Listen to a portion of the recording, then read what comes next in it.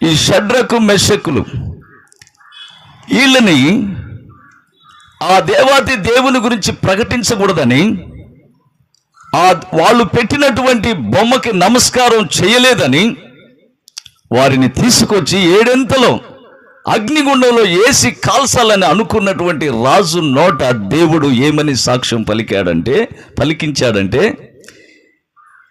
వీరికి అగ్నిగుండంలో వేయగా వీరికి అగ్నిగుండం ఏ హాని చేయలేదు. వీరి మధ్యలో 4వ వ్యక్తి దేవదూతను పోలి ఉన్నాడు.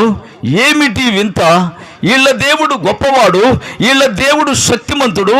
ఈ అగ్ని కాల్చలేకపోయిందంటే ఆ దేవుడు ఇంకెంత శక్తిమంతుడో, హల్లెలూయా అంటున్నాడు కదా. అయ్యా షడ్రకు మెషకు అబేద్నెగోలు, అయ్యా మీరు జీవము కలిగినటువంటి దేవుని సేవకులు, మీరు జీవము కలిగినటువంటి